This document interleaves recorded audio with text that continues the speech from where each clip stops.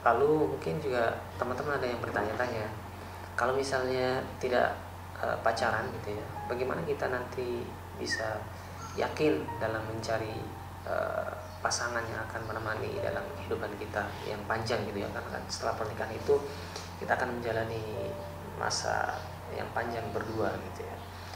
Nah, ini juga adalah pertanyaan yang saya tanyakan dulu gitu ya, sebelum saya menemukan jawabannya seperti sekarang.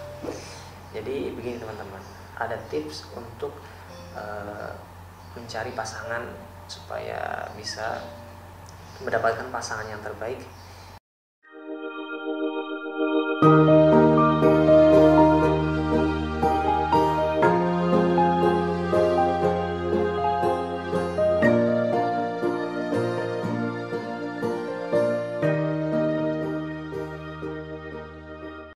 Oke teman-teman semua, kita kembali lagi.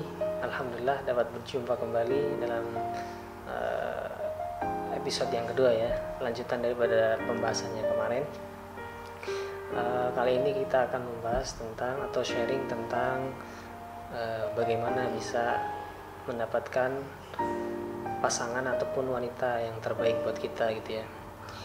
Di sini sifatnya kita sharing aja ya, bukan berarti saya lebih jago dalam mencari pasangan atau gimana, karena saya sendiri juga belum praktek gitu ya. Ini hanyalah sebuah argumen versi saya sendiri. Nanti kalaupun ada yang salah, mohon untuk dibenarkan, ada yang kurang mohon untuk ditambahkan gitu ya. Kita sharing aja kita. Tapi sebelum kita masuk ke pembahasan yang lebih lanjut, saya ingin katakan bahwa adalah hal yang wajar bagi seorang lelaki yang telah dewasa maupun wanita yang telah dewasa memiliki perasaan suka ataupun cinta terhadap lawan jenis gitu ya. Itu adalah hal yang sangat manusiawi dan fitrahnya manusia memang seperti itu. Tapi yang perlu diperhatikan adalah bagaimana kita bisa menjaga perasaan cinta itu, perasaan suka itu agar tetap bisa berjalan pada koridor yang telah diperkenankan oleh syariat agama. Ya kalau memang suka ya sampaikan saja gitu ya, agar bisa berlanjut di proses yang lebih serius lagi, yaitu pernikahan. Andai kata belum siap ya siapin dulu ilmunya maupun mentalnya maupun materialnya misalnya, dan juga diimbangi dengan memperbanyak doa. Kemudian tetap jangan lupa usaha gitu ya, ikhtiarnya. Setelah itu baru nanti kita bertawakal kepada Allah. Oke, baiklah, kita langsung ke pembahasan saja, inti dari pembahasan kita hari ini ya. Tips bagaimana cara seorang lelaki mendekati wanita yang ia sukai dengan cara yang baik dan benar, sehingga nantinya bisa mendapatkan pasangan yang terbaik gitu ya. Yang pertama adalah sebelum dia mendekati wanita yang ia suka ini, dia harus siap terlebih dahulu. Artinya siap untuk menikah terlebih dahulu.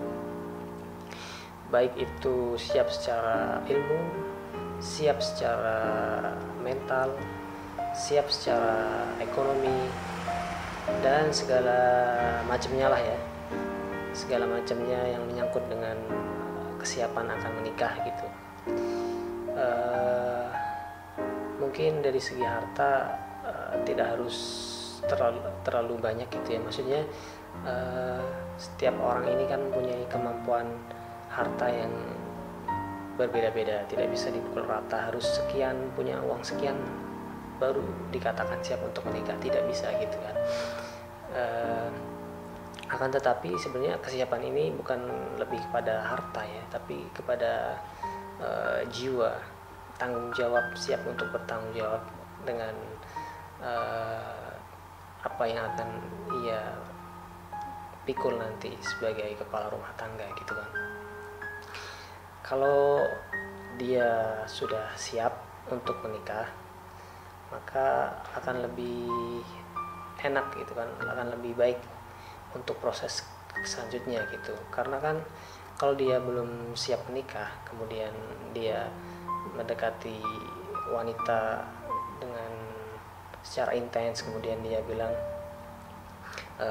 saya suka gitu sama kamu, tapi saya belum siap menikah. Kalau kamu mau, mungkin nanti tahun sekian akan saya nikahi setelah saya siap gitu. Kalau dia bicaranya begini, siapa yang bisa menjamin bahwa dia akan diberikan umur panjang sampai target yang telah ia berikan tadi? Atau siapa yang bisa menjamin bahwa hatinya akan selalu hatinya akan selalu pada satu wanita tersebut gitu. Maksudnya hati itu kan sebenarnya bukan kuasa kita gitu ya. Kita suka terhadap seseorang, kita tiba-tiba cinta kepada seseorang, itu bukan kehendak kita sebenarnya, tapi itu karena ada campur tangan Allah di dalamnya. Karena Allah lah yang membolak-balikan hati. Mungkin bisa jadi hari ini kita mencintai si A, tapi nanti beberapa hari ke depan tiba-tiba kok yang lebih condong datanglah si Z misalnya, atau si B atau si C. Nah, ini adalah salah satu hal yang harus kita antisipasi ya. Kita jangan sampai menyakiti hati seorang wanita gitu ya, karena sudah memberikan janji ternyata akhirnya karena kita tak kuasa gitu, akhirnya kita memberikan harapan palsu kepadanya gitu kan. Itu adalah hal yang harus dihindari lah ya. Kemudian tips yang kedua adalah setelah kita siap untuk menikah, maka hal yang selanjutnya yang mesti kita lakukan adalah kita sampaikan ajakan baik kita kepada wanita yang kita sukai. Meskipun mungkin kita jarang berhubungan gitu ya, maksudnya tidak SMS-an maupun WA-an secara intens gitu, tapi kan kita sudah memperhatikan ia sejak jauh-jauh hari bahwa ini menurut pandangan kita adalah wanita yang baik gitu, dan kita suka terhadapnya dan kita ingin melangkah ke jenjang yang diridhoi oleh Allah, itu pernikahan gitu. Ya udah, kita ajak aja. Jangan takut ditolak walaupun kita mungkin jarang WhatsApp, tapi juga kita harus tahu juga bahwa dia memang tidak ada lelaki yang sedang mendekati gitu ya. Jangan sampai kita meminang di atas pinangan saudara kita gitu. Kalau memang kita sudah pastikan dia free gitu, sedang tidak ada yang mendekati, maka barulah kita sampaikan niat baik kita. Kalaupun memang akhirnya nanti ditolak, ya udah gitu, nggak usah sedih. Kita tetap harus berpikiran positif. Mungkin dia bukan jodoh yang terbaik buat kita. Jangan sampai kecewa gitu ya. Jangan kecewa karena satu wanita. Masih ada banyak wanita di luar sana gitu ya. Kita kan niatnya tadi baik, kita ingin beribadah kepada Allah, kita ingin menjalankan sunnah Rasulullah gitu ya, menikah. Ya dengan wanita siapa saja juga tidak masalah harusnya kan. Tidak harus dengan dia, karena kita orientasinya itu tadi kan ibadah mah bisa dengan siapa saja gitu. Saat kita ngotot ingin memiliki dia gitu, kita harus nikahnya sama dia, berarti di situ kita masih mengedepankan nafsu gitu. Nafsu kita lebih besar daripada ketulusan ataupun keinginan kita untuk beribadah kepada Allah gitu. Seseorang yang keinginan beribadah kepada Allahnya itu lebih besar, menjalankan sunnahnya itu lebih besar, maka harusnya dia tidak masalah menikah dengan siapapun selama dia bisa, wanita tersebut bisa menjadi partner yang baik dalam ketaatan kepada Allah. Semakin menambah kita taat kepada Allah, semakin menguatkan iman kita kepada Allah. Sama-sama saling bersinergi dalam ketaatan gitu kan. Nah, bukan berarti kita tidak boleh memilih pasangan sesuai dengan kriteria yang kita inginkan gitu ya. Semua orang bebas memilih pasangannya masing-masing sesuai dengan kriterianya. Kan setiap orang memiliki kriteria tentang pasangannya yang berbeda-beda gitu ya. Tapi kita juga harus ingat juga bahwa jika kita ingin memiliki pasangan yang membawa keberuntungan di dunia dan juga di akhirat, maka carilah pasangan yang baik agamanya.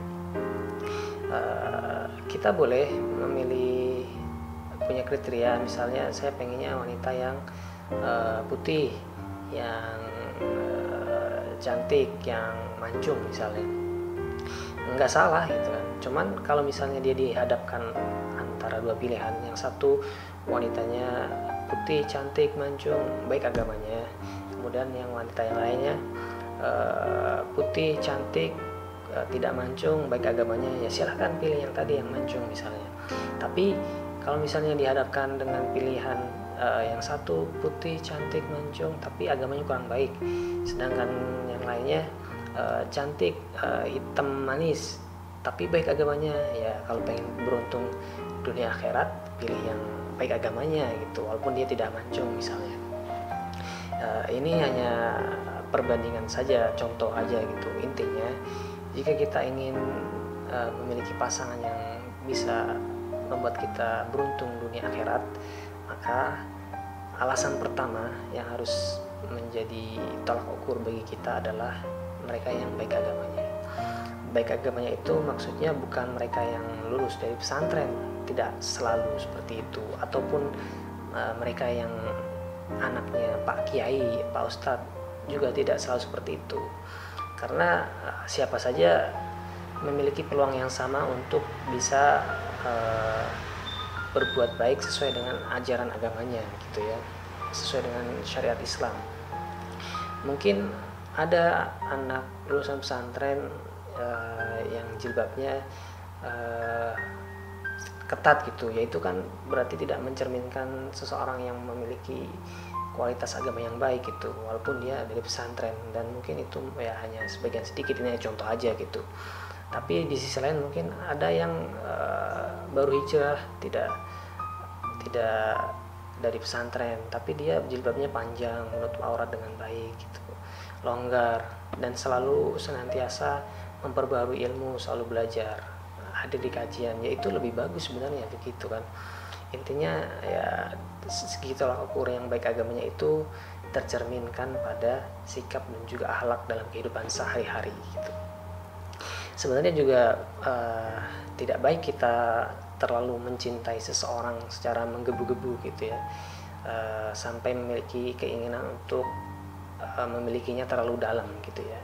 Ya boleh saja sih memiliki perasaan yang seperti itu kepada seseorang gitu ya, tapi kita juga harus ingat perasaan cinta kita kepada Allah dan Rasul itu harus lebih besar daripada cinta kita kepada mereka, sehingga nanti kalaupun apes-apesnya gitu, jelek-jeleknya kita ditolak, maka kita tidak akan kecewa, karena alasan kita mencintainya itu karena Allah.